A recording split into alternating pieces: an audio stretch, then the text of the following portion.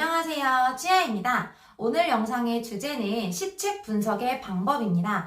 많은 분들이 교육청별 시책, 즉 주요 업무 계획을 봐야 한다는 사실은 알고 계시지만 이 시책을 어떤 식으로 봐야 하는지, 이 많은 내용을 하나하나 다 기억해야 하는지 질문을 하시더라고요. 그래서 영상을 준비해 봤는데요. 영상 시작 전에 말씀드리고 싶은 것이 있습니다. 첫 번째는 이 영상은 시책을 보는 방법에 대한 이야기일 뿐 제가 직접 하나하나 분석하지는 않았다는 점.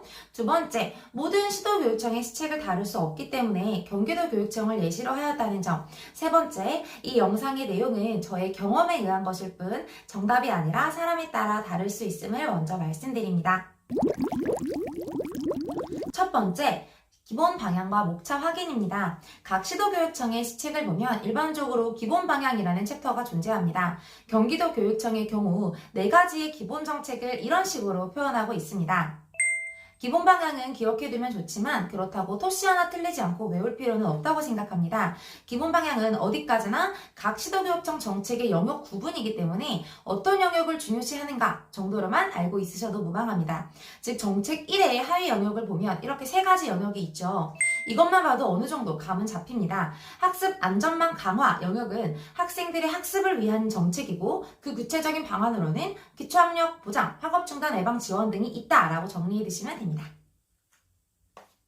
두 번째, 세부 내용 확인입니다. 기본 방향과 목차를 통해 큰 그림을 그리셨다면 이제 세부 내용을 통해 그려진 그림을 채워나가시는 겁니다. 실제 면접에서는 보통 기본 방향과 목차가 문제로 제시되고 세부 내용이 수험생분들이 답변할 때 쓰이는 부분입니다. 그럼 실제 출제되었던 문제를 보겠습니다. 문제에서 묻는 것은 정책 1에 1-1, 1-3을 묻고 있습니다. 기본 방향과 목차가 문제로 제시되었죠. 그렇다면 저희는 그 내용으로 답변을 하면 됩니다. 물론 문제에서 묻고 있는 구체적인 실현 방안은 시책을 외우지 않았더라도 생각해낼 수 있는 부분입니다. 아주 간단하게 말해서 1의 경우 기초학력을 진단하고 기초학력이 부족한 학생에게 맞춤형 교육을 제공하겠습니다. 2의 경우 학교 안전연수를 듣고 학교 내 안전교육을 강화하고 체육활동을 증진하겠습니다. 라고 답변을 해도 틀린 것은 아니라는 것이죠. 하지만 이런 답변보다 해당 교육청이 추진하고 있는 사업을 넣어서 대답을 준비한다면 더욱더 풍성하고 준비된 답변으로 답할 수 있겠죠. 그렇다면 시책을 넣어서 답변 내용을 마련해 보겠습니다. 1과 관련해서는 경기도의 온라인 기초학력 진단보정 시스템을 이용하여 학생들의 기초학력을 진단하고 학습 종합 클리닉 센터와 연계하여 학생 수준에 맞는 개별화 수업을 듣게 함으로써 교육 격차를 해소하겠습니다. 라고 말하는 것입니다. 혹은 학업 중단 숙려제를 통해서 학생들의 학업 중단을 예방하겠습니다. 라고 말할 수도 있겠죠.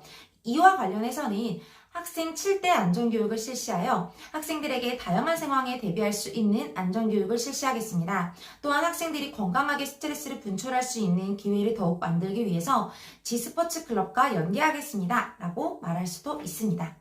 답변에 경기도의 온라인 기초학력 진단보정 시스템, 학습 클리닉, 학업 중단 숙려제, 나침반 안전교육, G스포츠 클럽, 이러한 시책들을 담았습니다. 실제로 저희 반 학생도 학습 종합 클리닉을 받고 있는데 효과가 아주 굿입니다. 그리고 학생 7대 안전교육으로 나침반 안전교육이라는 것도 월수금 5분 동안 아침 조회 시간에 보여주고 있는데요. 아이들이 좋아하는 애니메이션으로 정말 다양한 상황, 예를 들어서 심지어 겨울철 난방으로 인한 화재 예방도 이렇게 교육을 시켜주시더라고요. 네, 정리를 해보자면 세부 내용에 있는 시책을 답변으로 녹여내는 것이죠. 하지만 세부 내용의 양은 정말 엄청납니다. 따라서 선생님들은 이 2개월 동안 모든 세부 내용을 머릿속에 담으실 수는 없습니다. 저도 그랬고요. 지역마다 차이가 있기는 하지만 무조건 세부 내용을 말해야 정답으로 인정받는 문항이 아주 극소수 있기는 합니다. 하지만 대부분의 면접 문제는 해당 교육청의 세부 내용을 말하지 않더라도 충분히 생각해낼 수 있습니다. 정답을 인출하지 못해서 오디오가 뜨는 상황은 생기지 않는다는 것이죠. 그렇기 때문에 이 세부 내용의 모든 것을 외우겠다라고 생각하지 마시고 선생님이 발언하기에 착착 달라붙는 것, 즉 해당 목차에서 잘 활용해서 대답할 수 있겠다 싶은 것들을 선별해서 암기하시면 되는 것입니다. 그렇게 하면 외울 분량이 정말 확 줄어들게 됩니다. 추가적으로 문제를 하나 더 보겠습니다. 이 문제는 2018년 중등격기 교육과 문제입니다. 학업 중단 위기 학생에 대해 담임교사로서의 대처 방안을 묻는 것이었죠. 이 문항은 구상형이 아닌 집답형 문항이었는데요. 이러한 문항은 선생님이 교직에 대해 얼마나 생각했는지를 딱 보여줄 수 있는 문항입니다. 제가 집단토의 심화편 영상에서 교육 철학을 세울 때는 내가 담임교사다 라고 생각하고 담임교사로서의 실천 방안들을 많이 연구해 보시라고 예시를 들었었잖아요. 그래서 이런 문항에서는 시책 하나 혹은 두 개, 그리고 본인의 교직관을 딱 보여줄 수 있는 것 하나로 대답하는 게 베스트겠죠? 그렇기 때문에 이 문항은 다양한 답변이 나올 수 있습니다. 시책으로는 학업중단 위기 학생 하면 딱 떠오르는 학업중단 숙려제, 위상담센터 활용, 청소년 지원센터 꿈드림, 학교 내 대안교실 등을 들 수가 있습니다. 그러면 제가 주제에 맞는 시책과 제 교직관을 놓고 이를 녹여서 답변해 보겠습니다. 즉답형 1번 문항 답변 드리겠습니다. 학업 중단 위기 학생이 늘어나는 현상에 대해 담임교사로서 제가 할 수 있는 대처 방안은 다음과 같습니다. 첫 번째, 학업 중단 숙려제를 활용하여 학업 중단 의사를 밝힌 학생에게 숙려할 기회를 제공하겠습니다.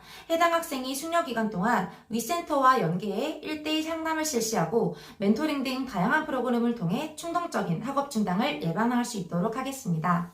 두 번째, 학업 중단에는 다양한 원인이 있다고 생각합니다. 담임교사로서 해당 학생의 말을 진심으로 들어주고 학생이 학업 중단을 하고자 하는 이유가 무엇인지 먼저 파악하겠습니다. 그리고 그에 맞는 실질적인 지원을 제공하기 위해 노력하겠습니다.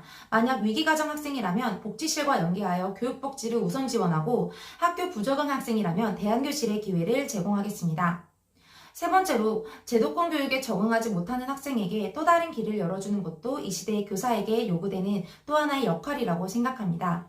해당 학생이 공교육을 벗어났다고 하더라도 검정고시 학습 멘토를 연계하고 청소년 서비스와 심리상담을 진행하면서 학업 중단 이후에 학업 복귀와 사회 진입을 지원할 수 있도록 노력하겠습니다. 이상입니다.